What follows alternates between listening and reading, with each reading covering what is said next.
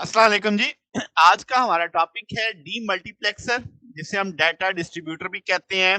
अब ये एक तरह से लास्ट लेक्चर जो मल्टीप्लेक्सर था उसका बिल्कुल उलट मामला होने वाला है। तो देखते हैं जनाब। डीमल्टीप्लेक्सर डी टर्म जो है डीमल्टीप्लेक्स, इसका मतलब है वन इनटू मैनी। मल्टीप्लेक्स का था मैनी इनटू वन, तो उसकी उलट होगी बात। तो हम कहेंगे डीमल्टीप्लेक्सिंग एक ऐसा प्रोसेस है जो एक चैनल से तो इंफॉर्मेशन लेता है, मगर उस इंफॉर्मेशन बाइनरी इंफॉर्मेशन को डिस्ट्रीब्यूट कर देता है मुख्तलिफ चैनल्स के अंदर। तो इसीलिए इसका नाम क्या है? Data distributor. तो हम इसे डीमक्स भी बोलते हैं। ये रिवर्स है मल्टीप्लेक्सिंग का। अगर हम प्रॉपर्ली डिफाइन करें कि एक ऐसा लॉजिक सर्किट जो बाइनरी इंफॉर्मेशन लेता है सिंगल इनपुट से और उसे ट्रांसमिट करता है उसी इंफॉर्मेशन को यानी to raise power an output lines के अंदर। उनमें से यानी आउटपुट हमारे पास ढेर सारी हैं, उनमें से किसी एक को वो देगा। अब वो किसको देगा? यानी ढेर सारी आउटपुट अवेलेबल है, किस तक वो बाइनरी इंफॉर्मेशन पहुंचानी है वो हम एक मेथड के जरिए देखते हैं। तो अब आपके पास कॉम्बिनेशनल सर्किट है जिसमें इनपुट लाइन होती है एक, और टू एन आउटपुट लाइंस होती हैं और एन सिलेक्टेड लाइंस होती हैं आपके पास। यानी अगर 2 की पावर 3 है तो इसका ना 8 आउटपुट लाइंस आने वाली हैं आपके पास, अगर 3 सिलेक्शन वाली लाइन है। अगर 4 है तो 2 की पावर 4 16 आउटपुट लाइंस आने वाली हैं। तो जो सिलेक्शन है स्पेसिफिक आउटपुट लाइन की, मैं वो हम करेंगे bit combination of selected line से। अगर हम ब्लॉक डायग्राम देखें तो सारी बात समझ आ जाएगी।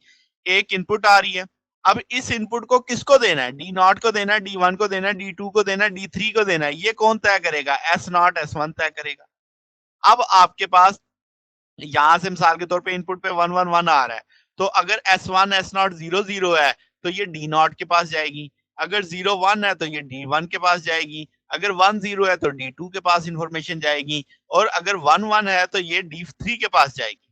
तो आप इस जो आपके पास बिट है इसकी के मैपिंग अगर करते हैं तो D0 आ जाता है आपके पास S0 बार S1 बार, D1 आ जाता है S0 बार S डबल बार। तो इसका मतलब आप देखें तो आपके पास ये सारे आउटपुट हैं एक तरह से। तो D not, D one, D three output है।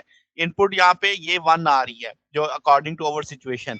अब सिलेक्टेड लाइंस अगर आप देखें तो एस नॉट एस वन। अब आपको यहाँ पे अगर देखें तो हमें सादा एस नॉट भी चाहिए, इन्वर्टर भी चाहिए। तो ये एस नॉट के आगे इन्वर्टर लगा दिया और एक सादा। जहां जहां सादा चाहिए वो ये वहां तक पहुंच जाएगा। इन्वर्टर वाली इनपुट जहां जहां चाहिए वो लग जाएगी। तो बड़ा सादा सा एक आपके पास सर्किट है इसका। अब इसी तरीके से आप देख सकते हो कि इनपुट अगर हम वन वन रखते हैं तो एस नॉट वन जीरो है, एस वन जीरो है, तो देखो डी नॉट वन हो गया। जो मैंने शुरू में बताया था कि ये वन है तो ये दोनों जीरो जीरो है, तो डी नॉट वन हो गया। अब अगर आप डेटा इनपुट वन रखते हो और आपके पास एस नॉट वन है, एस वन जीरो है अकॉर्डिंग टू दिस सिचुएशन, तो अब आप देख सकते हो डी टू डी वन वाला ऑन हो गया। तो इस तरीके से ये इंफॉर्मेशन पहुंच रही है। और अगर आपकी डाटा इनपुट जीरो होती है तो अब जरा मामला देखो। अब आपके पास कुछ भी नहीं आ रहा कि आपके देखो एस नॉट एस वन ये जीरो वन है अकॉर्डिंग टू दिस सिचुएशन। और अब आपके पास देखो डी नॉट भी नहीं ऑन, डी वन भी नहीं ऑन, डी टू भी नहीं ऑन, डी फोर भी नहीं ऑन। ठीक होगी बात। अब अगली बात देखो फिर वन हो गई। तो अब आप देख सकते हो कि डाटा इन जब जीरो हो रही है तो इनमें से कोई भी ऑन नहीं हो रही।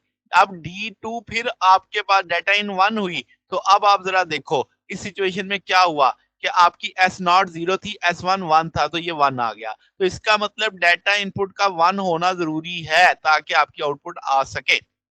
अच्छा, अब जो मशहूर मशहूर इसमें है 74139, इसमें काफी है। ये ड्यूल में होती है।